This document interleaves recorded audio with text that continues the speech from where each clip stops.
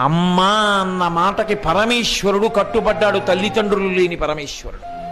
అమ్మ ప్రేమ అంటే అంతటి. అందుకే శంకరులంతటి వారు పరిపూర్ణ జ్ఞాని, అహం బ్రహ్మాస్మి అన్నవారు తల్లిగారు వెళ్ళిపోతే ఆర్యాంబ సన్యాస ధర్మానికి వ్యతిరేకంగా బంధువులు అంత్యేష్టి సంస్కారం చెయ్యనంటే అరిటాకుల మీద పడుకోబెట్టి అగ్నిహోత్రుణ్ణి పిలిచి అగ్ని సంస్కారం చేశారు తల్లికి.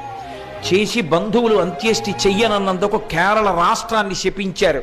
నేనే ఇక్కడ పుట్టినా ఇక్కడ పీఠము లేకుండుగాక, వైదిక సంప్రదాయము నిలబడకుండుగాక. అందుకే సనాతన ధర్మం కన్నా ఇతర విశ్వాసములు ఎక్కువ కేరళలో.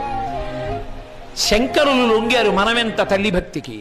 భగవాన్ రమణులంతటి వారు అమ్మ గుండెల మీద చెయ్యి పెట్టి ఆమె యొక్క ప్రాణోత్క్రమణమైన తరువాత ఆమె కర్మలన్నీ అనుభవింపజేశానని అమ్మ పేరు మీద గుడి కట్టి మాతృభూతీశ్వరాలయము అని దేవాలయాన్ని నిర్మాణం చేశారు.